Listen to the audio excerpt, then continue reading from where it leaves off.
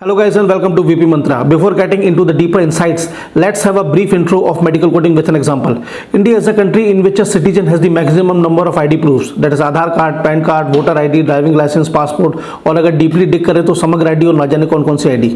और definitely actual में ये IDs नहीं बल्कि एक कोड है which is in the form of numeric और अल्फा न्यूमेरिक, जिसे यूज करते ही गवर्नमेंट एजेंसी, बॉडी या सोसाइटी आपकी पूरी कुंडली निकाल सकती है। और कोड में तब्दील करना बेहद जरूरी है। 135 करोड़ की जनता है, अगर डाटा को कोड में तब्दील नहीं करेंगे तो सिचुएशन आउट ऑफ कंट्रोल हो जाएगी। ठीक इसी तरह से मेडिकल की दुनिया में तीन पार्टीज होती हैं, a doctor which is inside the hospital और क्लिनिक, उसके बाद मेडिकल इंश्योरेंस और रिइंबर्समेंट एजेंसी एंड पेशेंट्स। तो इस वीडियो के माध्यम से जानेंगे मेडिकल कोडिंग की दुनिया के वो सारे एंगल्स जो कैरियर बनाने के लिए आपका जानना जरूरी है, along with most important pros and cons, means the ground reality. Before starting the video, would like to mention about Chitranshu Jain and Naveen Gupta for their valuable suggestion on this. Let's begin.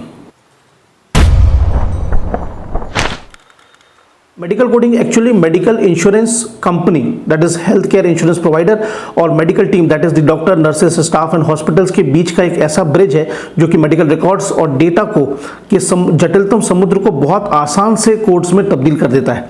अब आप इसको ऐसे समझिए, जब आप किसी doctor के पास अपना इलाज करवाने जाते हैं और आप उसके ऊपर इंश्योरेंस क्लेम करते हैं तो आपकी मेडिकल इंश्योरेंस कंपनी को हॉस्पिटल की तरफ से एक बिल मिलता है which consist of the set of codes including the CPT, that is the current procedure terminology, and ICD, that is the international classification of the disease. Actual में क्या होता है कि मेडिकल ट्रीटमेंट के दौरान इतने सारे प्रोसीजर होते हैं, जैसे for example blood examination, sample लेना, impressions, that is the X-ray, MRI, pathology reports, diagnosis, treatment, prescription, nurses notes, बहुत सारी चीज़ें। अब इन सब को हैंडल कर पाना बहुत मुश्किल हो जाता है। जस्ट फॉर एन एग्जांपल, अगर आप किसी की MRI देखोगे तो उसमें जो इंप्रेशंस की फिल्म है उसके साथ साथ written content means the impression वो इतना ज़्यादा होता है कि उसे नंबर ऑफ पेजेस भर जाते हैं। अब अगर इसी तरह से पूरे ट्रीटमेंट का ब्यौरा लिखने जाएंगे, उसको नोट करने जाएंगे तो पेजेस पे पेजेस, बंचेस ऑफ पेजेस भर जाएंगे। इसीलिए इस सारे पूरे डेटा को, इस पूरे रिकॉर्ड्स को एक सिंपल सेट ऑफ कोड में कन्वर्ट कर देती है मेडिकल कोडिंग डिपार्टमेंट। सो अगर इन ब्रीफ हम समझें तो medical coding department is actually the doctor के डायग्नोसिस, ट्रीटमेंट, इन सारी चीज़ों को सिंपल कोड्स में ट्रांसलेट कर देना, कन्वर्ट कर देना is the medical coding. Number 1, medical coder वो स्किल्ड, ट्रेन्ड और सर्टिफाइड पर्सन होता है जिसका काम होता है मेडिकल रिकॉर्ड्स को बारीकी से रिव्यू करना और ये सुनिश्चित करना कि जिस हेल्थ केयर प्रोवाइडर के डॉक्यूमेंट्स रिव्यू हो रहे हैं उसे प्रॉपर रीइंबर्समेंट मिल सके। नंबर 2, मेडिकल रिकॉर्ड्स को एक कोडर को बहुत बारीकी से उसके सारे सेक्शंस को रिव्यू करना होता है, जैसे कि डॉक्टर के डायग्नोसिस, प्रिस्क्रिप्शन, नर्सेस के नोट्स, पैथोलॉजी एटसेट्रा, इन सारी चीज़ों को बहुत बारीकी से रिव्यू करना होता है। इसलिए उसका skill on the information of anatomy, physiology and in the various world of the medical terminologies में बहुत अच्छा होना चाहिए।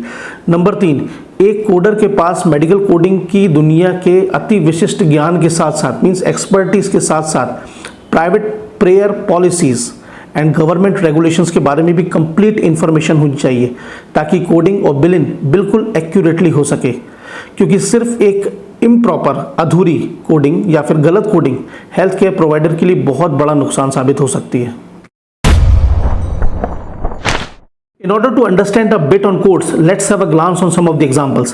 Actually में जो codes हैं वो basically 3 कैटेगरी में divided होते हैं। The first one is ICD, that is International Classification of the Disease, जिसमें injuries and diseases आती हैं, मर जाने की बीमारी आती हैं। इसके बाद CPT, that is Current Procedure Terminology, जो कि डॉक्टर्स डायग्नोसिस और ट्रीटमेंट के लिए यूज़ करते हैं, प्रोसीजर यूज़ करते हैं। And third one is HCPCS, that is Health Care Common Procedure Coding System। इसके अंतर्गत एक्चुअल में वो चीज़ें आती हैं जो कि CPT में कवर नहीं होती हैं, जैसे कि एम्बुलेंस की राइड्स, मतलब पेशेंट अगर एक जगह से एम्बुलेंस से जा रहा है वो भी एक्चुअल में कोडिंग में शामिल होगा, उसका भी इंश्योरेंस लेना है, राइट। देन उसके बाद प्रोस्थेटिक्स है, उसके बाद मेडिकल इक्विपमेंट्स हैं, ऐसे कुछ चीज़ें हैं जो कि CPT में नहीं है, वो HCPCS में आते हैं। Now let's have an example with a code. Code है जैसे ICM-10-CM। अगर इसको हम सिंप्लीफाई करके देखें तो इसका exemplification will be like this: A01 means a disease, then A01.0 means disease of the lungs. Here .0 is representing the disease of the lungs. Then A01.01 means the disease is acute. A01.02 means the disease is chronic. Then A01.012 means it affecting the trachea. And then A01.021 it means it affecting the cardiopulmonary system. इस तरीके से ये increase होता चला जाएगा। Now let's take an example of the another simple case. एक मरीज है, उसको एस्पायरेटिंग नीडल से चेस्ट टिश्यू के ऊपर पंक्चर किया जो कि प्लूरल कैविटी तक अंदर गया। उसके बाद फ्लूइड को ड्रेन किया, मीन्स फ्लूइड को निकाला, एंड उसके बाद जो अल्ट्रासाउंड है उसकी मदद से 2% lidocaine will be used as a local anaesthetic for the diagnosis and treatment. अब इस पूरे प्रोसीजर को अगर एक सेट ऑफ कोड में कर दें तो इट विल बी लाइक 324132 या फिर 76942-26। मीन्स अगर जो coding health care insurance providing जो कंपनी है वो कोड अगर ये देख ले तो उसे ये पूरा प्रोसीजर देखने मिल जाएगा। So if you want a medical coder तो आपके पास और आप में ये 4 चीजें जरूर होनी चाहिए।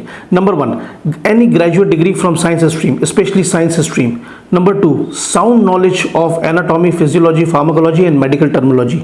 ये बहुत फंडामेंटल रिक्वायरमेंट है, इसके बिना कुछ भी नहीं होगा। नंबर 3, अभी अभी आपने जाना कि मेडिकल कोडिंग का एग्जैक्टली काम क्या होता है। मेडिकल कोडिंग में actually patience, long sittings, concentration वाली जॉब है। तो अगर इसमें आप एग्जैक्टली कंफर्टेबल हैं तो ही इस बारे में सोचें, नहीं तो बिल्कुल ना सोचें। और नंबर 4 वो है सर्टिफिकेशन कोर्स।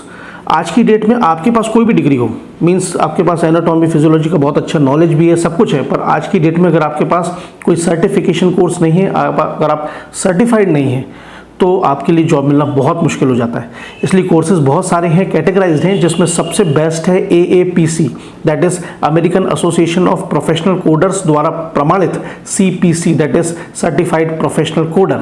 अब इसमें भी थोड़े क्लासिफिकेशन है, जैसे कि CPCU mean certified professional coder for hospital out patient, CPCP certified professional coder for pairs, and CPMA that is the certified professional medical auditor. India में ऐसे बहुत सारे इंस्टीट्यूट्स हैं जो कि इनके ऊपर कोर्सेज एंड ट्रेनिंग कराते हैं।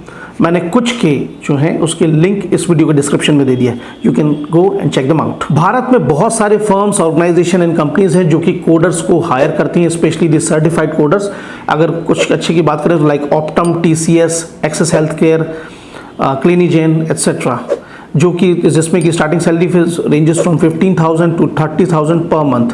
It actually varies from company scale, level and the certification course which you have pursued.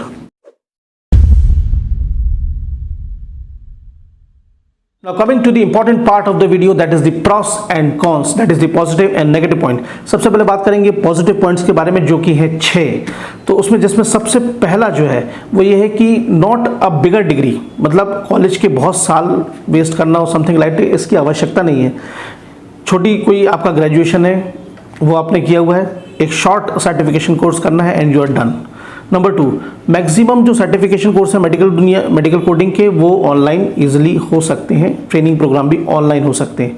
Number 3, work from home facility, means if you are a certified coder, you have the skills, then you can work with your ease anywhere you are. Number 4, if you are a certified coder, then definitely you will get a handsome payment. Number 5, ये थोड़ा सा एक अजीब सा है but है truth, means if you are a shy person, means if you are introvert, आपको job profile में ज़्यादा लोगों से मिलना जुलना पसंद नहीं है, आप सिर्फ अपने काम से काम करना चाहते हैं और आप चाहते हैं कि आपकी वर्क प्रोफाइल ऐसी हो कि ज़्यादा पब्लिक डीलिंग ऐसा हमें ना करना पड़े।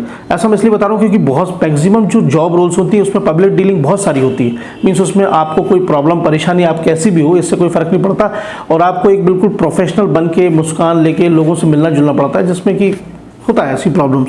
सो means if you are a shy person, if you don't want to meet anybody and just want to concentrate in your work, then definitely medical coding is good. You get a task on your system, you have to complete it and submit it, that's all. Number 5 is no age bar। आप अपनी life के किसी भी stage पर coding सीख सकते हैं और मेडिकल कोडिंग एंड बिलिंग कर सकते हैं। And number 6, that is the room for advancement. इसका मतलब यह है कि जो डेवलप्ड कंट्रीज़ हैं लाइक US एंड UK, वहाँ पर कोडर्स की बहुत कमी है और कोडिंग बहुत हाई कॉस्टिंग है, इसलिए इंडिया जैसी कंट्री में वो एक्सपांशन करके भी काफ़ी जो है अपॉर्चुनिटीज़ देती हैं।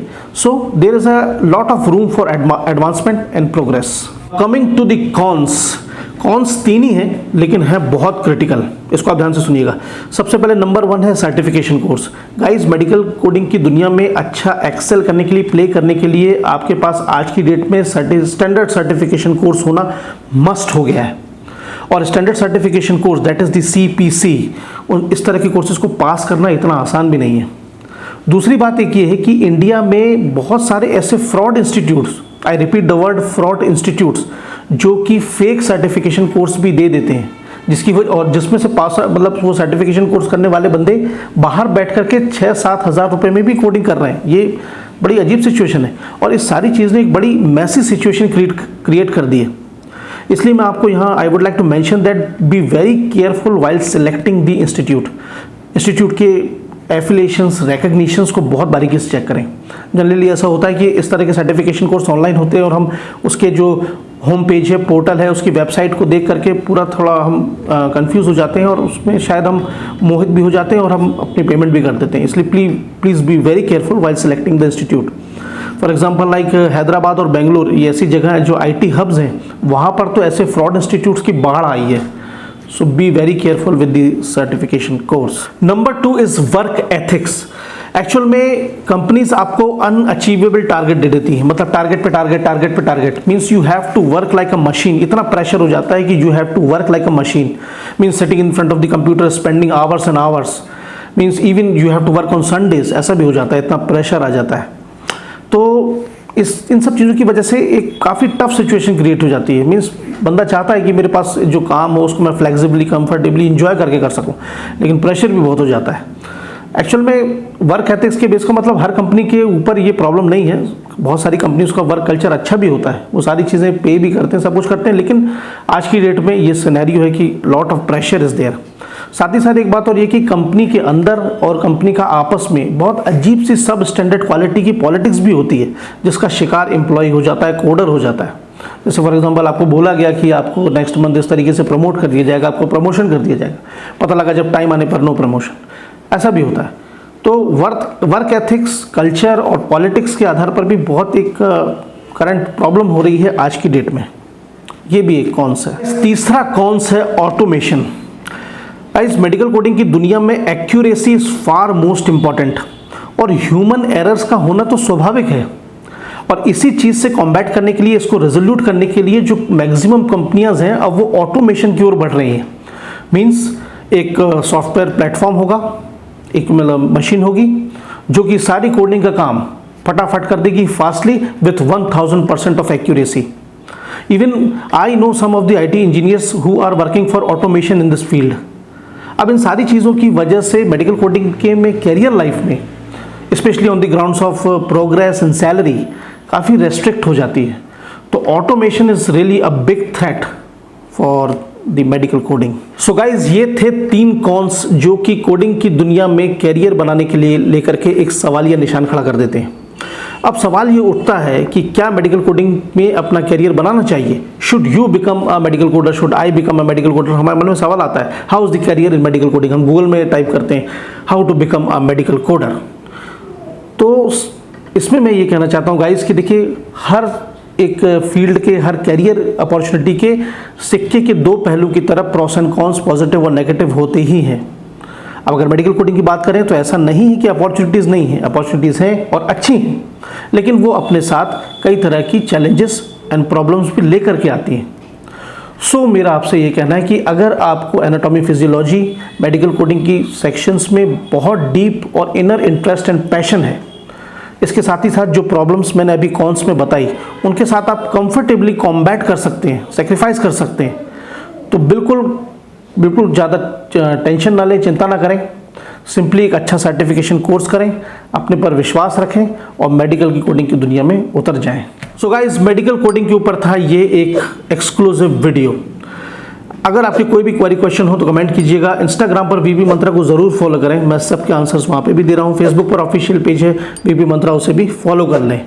जाने के पहले चित्रांशु जैन और नवीन गुप्ता का नाम भी लेना चाहूँगा।